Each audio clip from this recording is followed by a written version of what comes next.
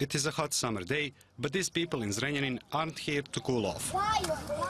Ljiljana Džember comes here to get water that's supposed to be clean for her family. I usually take 3 5-liter bottles of water every day. We need more for daily consumption. I buy water for the kids, and we, adults, we drink this one from the pipe.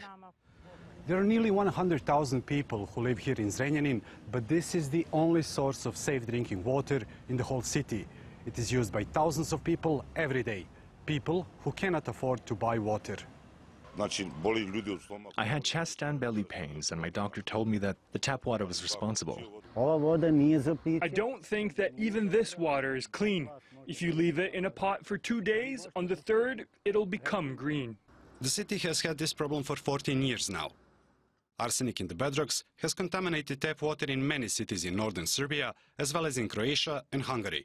Here in Zrenjanin, levels of arsenic in the water are 10 times higher than recommended by the World Health Organization. It is also a known carcinogen.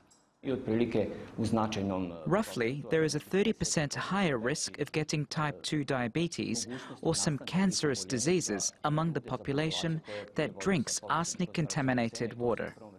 In 2004, the Zrenjanin government asked residents not to drink tap water. That's even though the arsenic contamination was first detected in the 1970s. Last year, private investors built a water treatment factory, but it is still not running. Investors and authorities couldn't agree on the price for clean water. And local authorities couldn't afford to buy the factory. Citizens of Zrenjanin will get clean water this year. The cabinet of Prime Minister took over the talks to buy a water treatment factory. But I don't know how badly arsenic in the water influences citizens' health. Water with high levels of arsenic is not even recommended for showering, but people here are likely to continue using it for a while. Solving the problem of arsenic contamination in Serbia would mean building small purification plants in every affected town. That would cost more than $750 million. It's a project officials say the government simply can't afford. Milivoje Pantovic, TRT World, Zrenjanin. This Thursday, South Sudan's political rivals are expected to sign a formal peace deal. It will be at a regional summit in the Ethiopian capital, Addis Ababa. President Salva Kiir and the rebel chief Riek Machar, they've already signed several agreements, including a permanent ceasefire and a power-sharing agreement. South Sudan became independent from Sudan in 2011, but a civil war broke out 2 years later. Tens of thousands of people have been killed, millions have been displaced. South Africa's President Cyril Ramaphosa has dismissed fears his country may come under sanctions if it carries out a plan to seize farms from white people without giving them adequate compensation. Last month, US President Donald Trump said his government would look into the issue. Craig Vermey reports.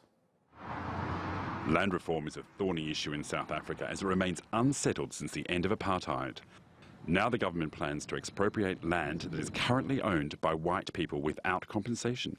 We have no reason to believe that any country would impose sanctions on South Africa for any actions that we take. Actions that are constitutional, that are lawful and consistent with international law.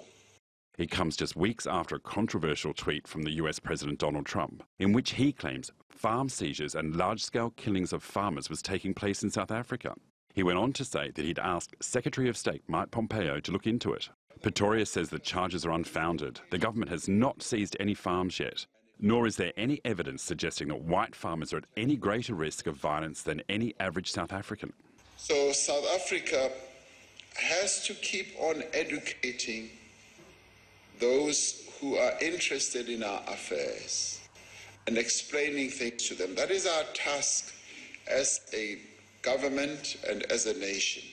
For those who may not understand our history, who may not understand processes that we have got to go through, we take the time and the trouble to explain all these things to them. In South Africa, white people make up just 9% of the population and own 72% of the farmland. It's estimated that only 10% of commercial farmland has been redistributed since the end of apartheid in 1994. The Natives Land Act of 1913 restricted black people from buying or even renting land, leading to forced removals of black people from their own farms. And more than a century later, the issue still haunts the country and poses one of the biggest challenges to the government. Craig Vermey, TRT World.